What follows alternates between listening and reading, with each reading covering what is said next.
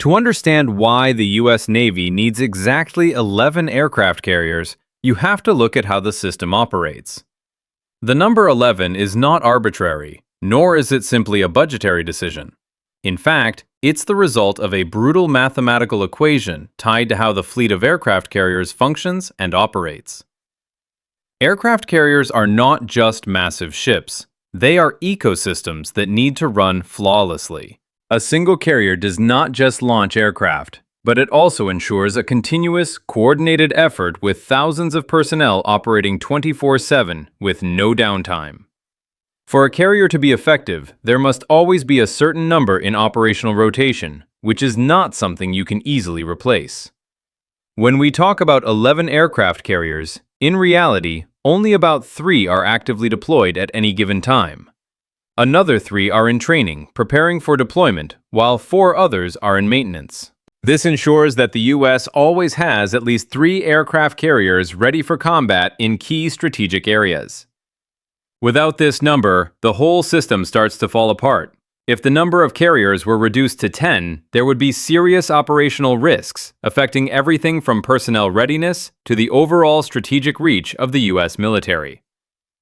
U.S. aircraft carriers are not just colossal warships, they are floating cities that require flawless coordination. Each aircraft carrier houses over 5,000 sailors, all of whom must work together to ensure the ship is ready to deploy and maintain constant operations year-round.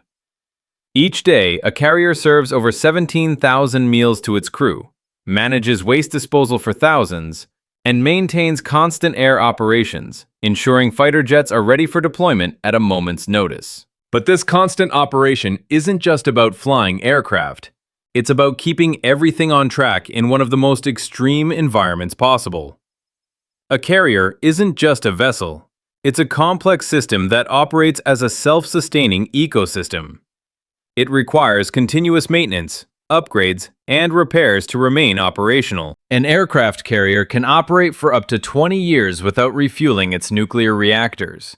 But eventually, it will need extensive maintenance, including a complete overhaul of its systems and equipment. The need for maintaining a fleet of aircraft carriers is vital to ensure there is always a functioning one on standby, whether for training, routine operations, or emergencies. This maintenance cycle is crucial for keeping the nuclear reactor when the U.S. Navy decided to reduce the fleet from 11 aircraft carriers to 10 in 2012.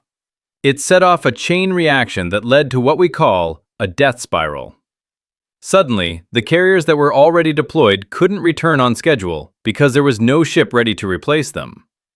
This meant sailors had to work longer deployments, fighter jets were pushed to their limits, and the few remaining carriers had to take on additional strain. As the remaining carriers operated beyond their capacity, wear and tear set in, and maintenance schedules were delayed. The human cost was significant.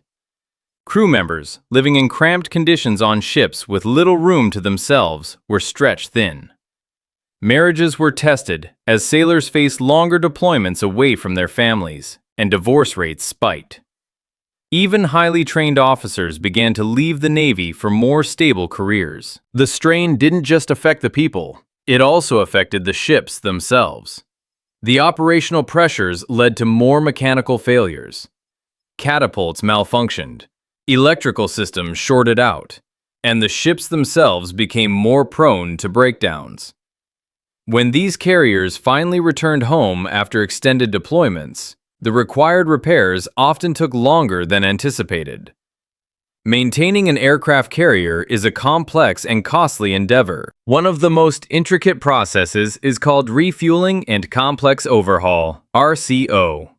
This is where a nuclear-powered aircraft carrier undergoes a massive overhaul, and the reactor is refueled for the next 25 years of service.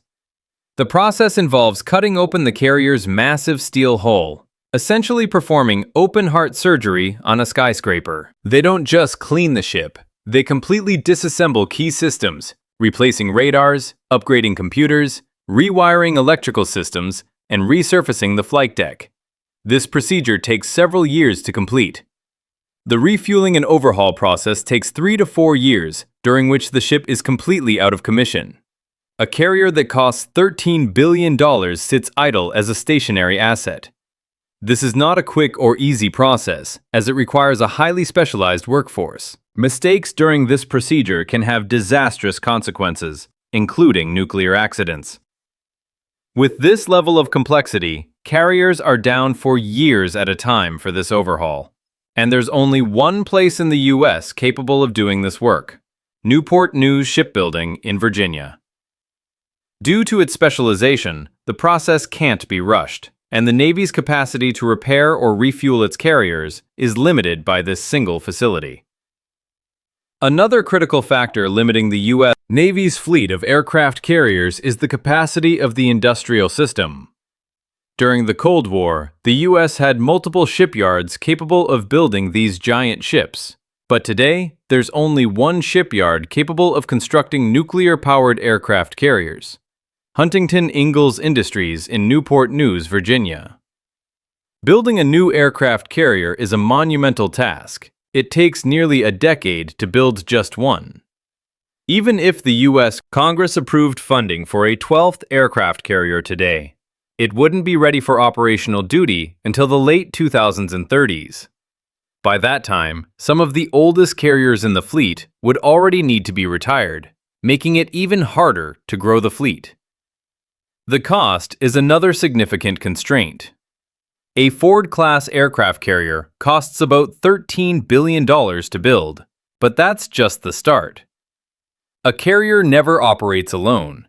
It needs an entire strike group: destroyers, submarines, and supply ships. In total, it costs around $50 billion to support just one more carrier strike group.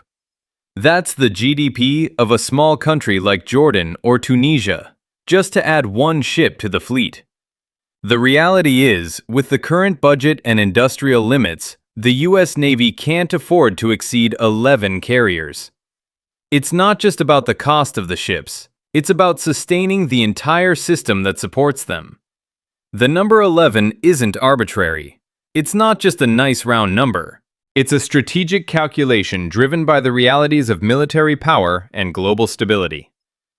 The U.S. Navy needs at least 11 carriers to ensure that it can respond to crises around the world without breaking its system. With 11 carriers, the Navy can maintain a delicate balance. 3 carriers are actively deployed, watching critical areas like the Pacific and the Middle East. 3 are in training, ready to surge if needed, and the remaining 5 are in maintenance, ensuring that the fleet remains at full strength. This distribution ensures that the Navy can maintain a persistent presence around the globe while keeping its ships in peak condition. But what happens if the fleet drops below 11? It's not just a small inconvenience, it's a strategic failure. The system collapses. For example, if a conflict erupts in the Pacific and requires 4 carriers but only 3 are available, there would be no reserve to respond to other critical areas like the Middle East. This means the U.S. would be forced to choose between saving Taiwan or keeping the Strait of Hormuz open. This isn't hypothetical. In 2024, when tensions escalated in the Red Sea, the USS Dwight D. Eisenhower was already on station.